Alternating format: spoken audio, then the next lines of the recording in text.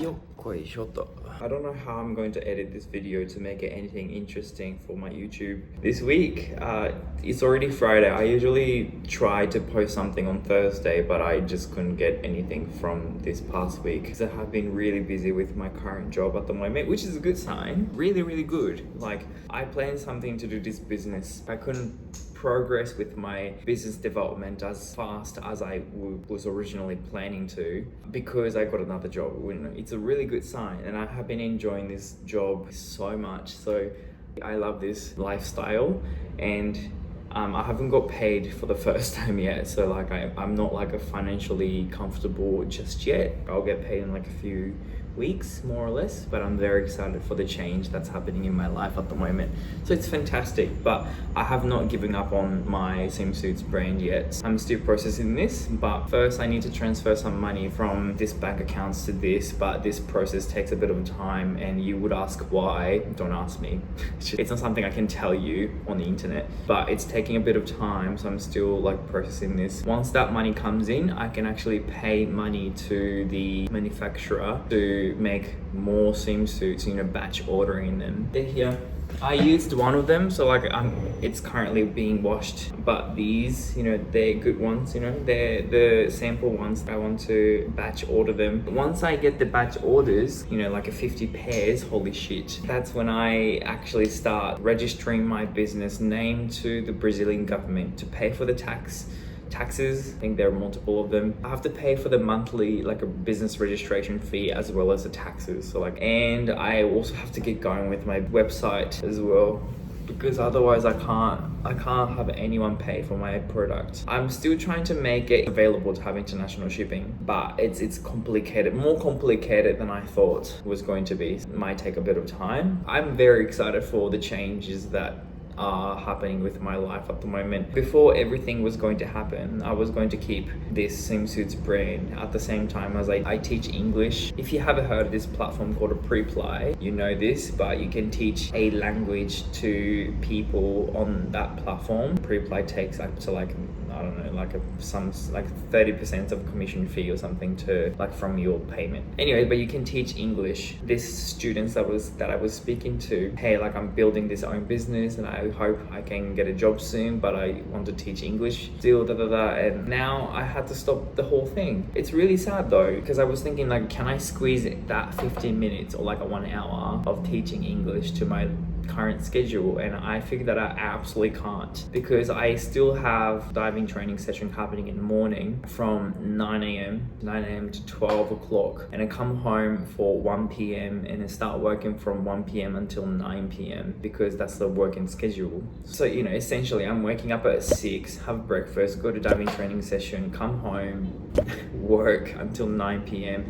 Am I gonna teach English after that? Probably not. So the time difference between myself and the students, I have to consider that as well. I just concluded that I don't have time. It's just unfortunate that I can't do that at the moment. With the business development, I can squeeze that. I know when it comes to a business development and customer relations, I have to communicate with the customers a lot with the emails and stuff. So I know it's going to be a hectic schedule in the next maybe 2 months, 3 months. Working full-time, selling swimsuits on the side, training session in the morning. I have to do this because I want to do this, and I wanted to do this for a long time, hoping for the best. And I'm so sorry for this lazy YouTube video for this week, and no one is watching, I know. But I also don't know what to make out of YouTube channel at the moment. All I can talk about is just the different types of swimsuits that we have, or just speedos in general, or the fact that I'm from Japan and lived in Australia for a long time. I can talk about a lot of things, but I just don't have many topics at the moment. Maybe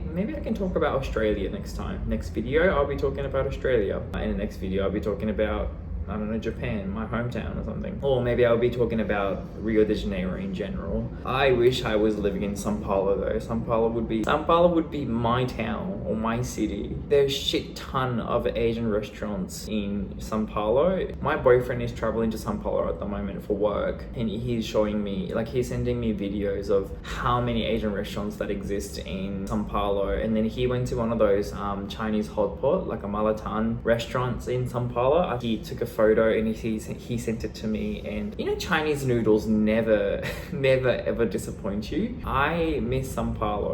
I lived in Sao Paulo for like 2 months, 3 months. You know, I understand how good Sao Paulo can be. I just didn't get to experience Asian restaurants as much as I wanted to when I was in Sao Paulo, because I didn't have a job or the routine of a lifestyle, if you will. So I didn't have like a actual like an urge to want to go to Russian restaurants. Like every weekend I'm just like, oh, what am I gonna do?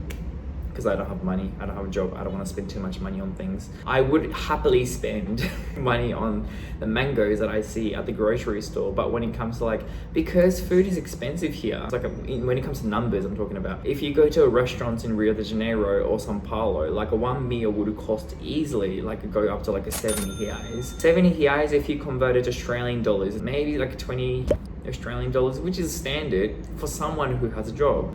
If you convert a 70 reais to US dollars, it's like what, $15, $10 to $15 more or less. And I didn't have a job then when I was in Sao Paulo. So, but now I have a job. I potentially have 2 jobs now. Hope I can experience and get to meet people and experience. That's the same word in Portuguese. I just got confused in my head. I hope I can experience a lot more restaurants and a lot more places in Brazil to like have the similar lifestyle that I had in Australia, because you know, I am not gonna lie, I do miss Australia too. Like, I miss Brisbane so much. I lived there for 7 years. I think I can call Australia as my home, like second home, I guess, because I am originally from Japan, but I lived in Australia for a long time, like long enough to call Australia home. Not Australia as a whole, but I think Brisbane particularly is my hometown. I really miss the city. I miss the restaurants. I miss my friends. I missed my routine that I had, you know, like waking up, like when I had an actual job, I wake up, go to work at 8 a.m, finish your work at 4 p.m, start heading to diving training session, and finish your training session at 8 p.m, come home, eat, and comfortably go to sleep at 10 p.m. It was a really nice lifestyle that I had. Like, what is so different living in here in Rio de Janeiro compared to what I had in Brisbane is obviously the language barrier. I don't speak Portuguese all that much. And Rio de Janeiro particularly, we don't have many Asian restaurants that meets my expectations, that I can call it Asian restaurants or like Asian food. Like, if you think about Brisbane city in general, like Asian restaurants are top tier, one of the top tiers. Like, I mean, I'm not talking about Sydney or Melbourne. Melbourne has so many good Chinese restaurants with the dumplings and shit. I know, Melbourne is amazing. Brisbane is also great. Brisbane has so many good restaurants. I don't think Rio de Janeiro has many Asian restaurants that I can think that, oh, it's amazing. Or even like you know, if you want to get some bubble teas at the corner, you can in Brisbane. There are so many bubble tea shops in Brisbane, but in Rio de Janeiro, you actually have to Google it. You have to go find it. Well, your bubble teas cost about the same price as Australia, but still, you know, it's not as handy as you would feel in Brazil, unless you live in Sao Paulo or something. So eventually, I want to like leave. Rio de Janeiro is definitely not a place for us to settle for a long time, but we're just here for my diving training session. Like, I really appreciate my boyfriend to actually cave, and we decided to move to Rio de Janeiro from Sao Paulo for me to do the diving training session still. And I am making some moves in diving as well. Like, I just the other day I threw a front 3.5 on 10 meter for the first time in like a year and a half. It was really scary. I took my time to do lead ups on 5 meter a lot, and took it up on 10 meter, and a front 3.5 is a pretty scary dive for me. I did it. So, you know, like, I am making some progress on diving as well. So like, I'm glad that I can have access to diving still in Rio de Janeiro. So there's a lot changing in my life now, but at the same time, I know that I will leave in Rio de Janeiro for like another city in either Brazil, or maybe eventually if Japan opens up for like a same-sex marriage, my boyfriend and I want to move to Japan for that. My boyfriend is gonna have to learn Japanese for that. It's not happening yet. I'm not worried for the future, it's just I'm worried for the present at the moment, you know, so like, let's take it easy. But what I know now is that maybe I want to move to like a Sao Paulo or Curitiba with like more Japanese people, or what is it, another city in Brazil that has like many Japanese people, what is it called, like a Rio Grande do Sul or something.